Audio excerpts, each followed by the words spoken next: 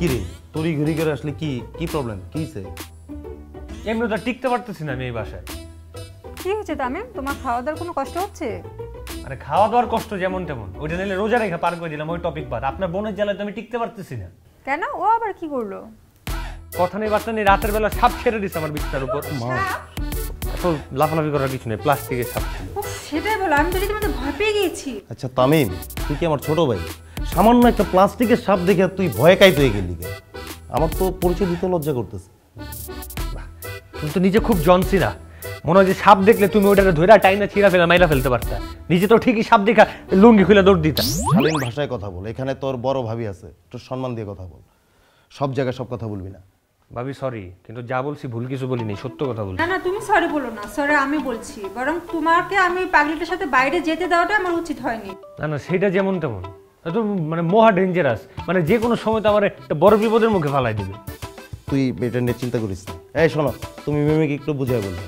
আচ্ছা, আমি ওকে আচ্ছা করে বকে দেবো যেন তোমাকে আর বিরক্ত না করে, তোমার সাথে আর যেন কথাই না বলে।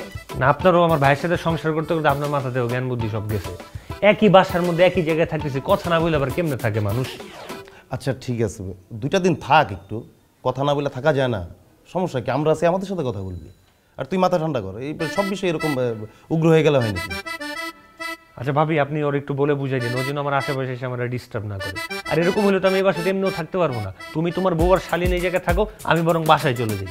আচ্ছা ঠিক আছে, এই তুমি একটু মিমিকে বলে দিও তো। আচ্ছা শোনো শোনা ভাই আমার, তুমি এভাবে চলে যেও না। তুমি যদি এভাবে চলে যাও তাহলে বাবা মা কি ভাববে যে তুমি এখান থেকে রাগ করে চলে গেছো? আর আমার মান সম্মানটা কোথায় থাকবে তুমি বলো? তোর ভাবির মান সম্মানটা তোর দেখতে হবে না? বাবা মার কাছে কি মান সম্মান থাকবে? শোন, তুই এই বিষয়টা একদম মাথা থেকে ফেলাই দে, 2টা দিন থাক, তারপরে আমি বাকি সব দেখতেছি। আচ্ছা ঠিক আছে, তাহলে এখন আমি একটু বেরোইলাম। বেরোলাম মানে? তুই কই যাবি? তুই কি এই এলাকা চিনস নাকি? না চিনলেও সমস্যা নেই, ওই যে আমার স্কুল ফ্রেন্ড সাদ্দাম আছে না, ওদের এলাকাতেই থাকে। সাদ্দাম? কোন সাদ্দাম? ওই যে স্বাস্থ্যবান। ও আচ্ছা, ওই হুদা আঙ্কেলের ছেলে না? আচ্ছা ঠিক আছে, যা তাড়াতাড়ি এসে বল।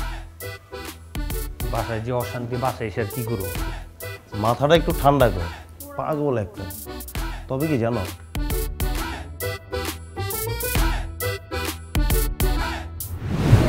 দুই ভাই মিলে আমাদের নামে কি শালা পরামর্শ করা হচ্ছে?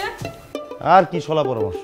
দেখো না, তোমার আদরের দেবর আসতে না আসতে তার নাকি এই এলাকায় মন টিকতেছে না, সে বাসায় চলে যাবে। ওর নাকি তোমাদের এলাকায় ভালো লাগতেছে না, মন টিকতেছে না। কেন সেটা তুমি জিজ্ঞেস করো তোমার দেবরকে। কি ব্যাপার তামিম, সবে মাত্র কালকে এলে, আবার আজকে চলে যাওয়ার জন্য পাগল হয়েছো? না না, আবার বাবা মা আসা আগ পর্যন্ত তুমি কোথাও যেতে পারবে না। দেখ, তোর ভাবি একটা কথা বলছে, এই কথাটা রাখ। ওর বাবা মা আসার আগ পর্যন্ত তুই কোথাও যাবি না। না ভাবি, আমি কালকে চলে যাই, আবার 2-3 দিন পরে আসবো না, কোনো সমস্যা নেই। না না, তোমাকে আমি এখন কোথাও যেতে দেবো না।